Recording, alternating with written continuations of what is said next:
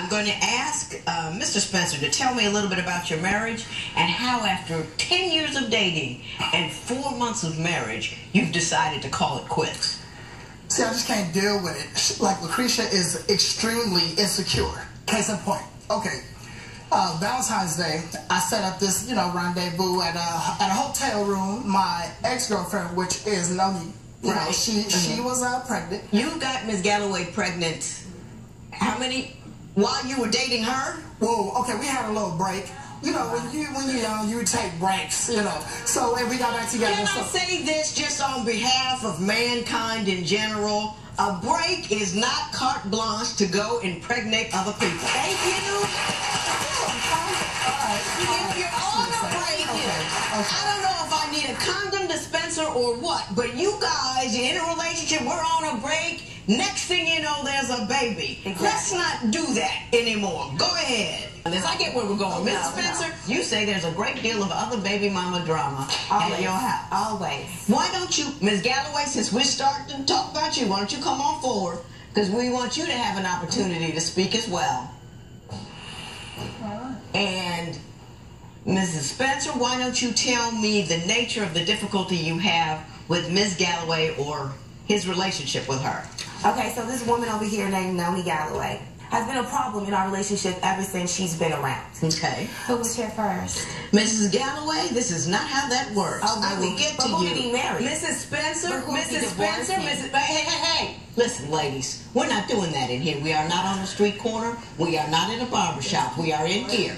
And you're going to behave yourself like you have some sense. Pretend just for the next 30 minutes. Classy, cool, and dignified. Work with that, Mrs. Spencer. Okay. So when me and Marcus got back together, she was pregnant. She didn't like that. So what she started doing was blowing my phone up, my cell phone, my house phone, my work phone, looking for him 24/7. That's not true. What she happened? Called my phone. She comes by Mrs. Spencer, this is not an opportunity to argue. You will both be given an opportunity to speak with me. Mrs. Galloway, what happened?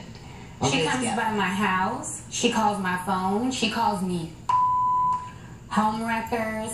She has no class. She's just ghetto. Is there any truth to her contention that you do indeed call her phone and bother her? I don't call her phone. I call my man's phone. See? Well, first of all, that's wrong. Do you see what you just did? You know that's wrong. And that was designed to upset her. He's her husband. You don't touch him and say my man. That's not right. And if you're talking about no class, that's a classless act. Okay? So don't, be careful about that. And that tells me a little bit about you. That tells me a little bit about how you conduct business. This court is back with the case of Marcus Spencer, who is suing his wife for $5,200 for car damages. But first, Judge Lynn continues to hear why this couple is divorcing. Mr. Spencer, as you see it, who's instigating the difficulties between these two ladies? Or are they equally, don't look at him, or are they equally at fault? I'm going to just say equally just for the sake of, because I don't know. Because you got to go home. Exactly. Joe, help me out, brother. Joe, don't talk to Joe. I'm not going to see, it's three women right here against me. And you can't speak the truth. You're not strong enough to speak the truth in here. The truth is that, Noni does some stuff, and Lucretia does some stuff too. So, I tell her, I don't want no violence. Feel me? No violence. But, hey, I can't. And in an effort to preclude that, what have you done to make the situation less contentious? The whole thing is about insecurity. So what I would do when I go see my daughter, we would go to a place with a lot of people. A public place. There we go. So I stopped going to the house. I stopped doing that because I'm trying to respect my marriage. I don't want her on me either.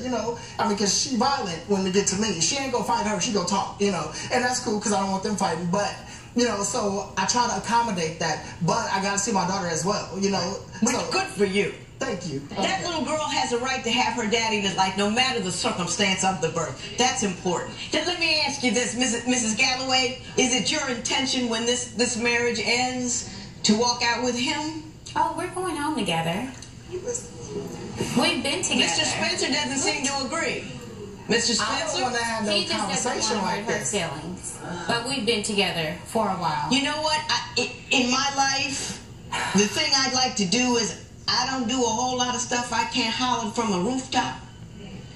And what you're doing is playing one against the other. Hence, you have a problem in here. We are two grown women. I'm not controlling them. I'm not controlling them. But you control what you do when you're a grown man and you're afraid to speak the truth in front of both of the women that you have commitments to in one way or another. Yeah. That speaks to the, what you're doing may not be right. Okay. You got that? I understand that. Ladies, let me say this. It really bothers me when women in general disrespect one another in the name of a man. We will never be treated correctly. I would go crack too until we start that. No. That's it. You know, we're setting ourselves up for failure because we make each other the enemy, and he can sit there, say nothing at all, not do the right thing, sleep with you, both of you, and all you're doing is saying you need not respect either one of us because I'm not going to respect her. If you don't do anything else when you leave here today, remember that you need to respect each other because when you disrespect her, it's all of womanhood who takes the hit. You with me? Yes. Are you with me? Yes. Listen here, people. I'm going to start over here and go down the road that way. Mrs. Galloway, you need to be a better person. You've got a child with this guy. I don't know whether he's leaving with you or not. I know he'll probably continue to sleep with you. Whether or not he's going to make a commitment to you, I don't know. But the problem is with a guy like that is what he's doing is playing both ends against the middle. He's fine.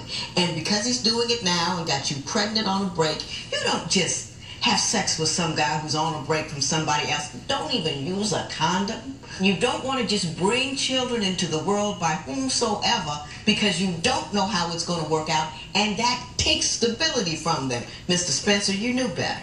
And you take advantage of the fact that women are like, oh, they want you so bad, and you tell them what they want to hear, you have sex with them, and the next thing you know, you're going to have kids all over, no money anywhere, child support out the wazoo, and not be able to handle your business. And it's not just about child support. They need a man in the home. And if you have them scattered hither and yon with other baby mamas, then you can't be in the home with them. Mrs. Spencer, I think you just a little bit, you're on him. You're on her, you can be a little nasty, you can be a little rude. You have to set your value system, determine what it is you will and will not do no matter who's shooting at you and who wants you, and then behave accordingly, okay? Just be careful.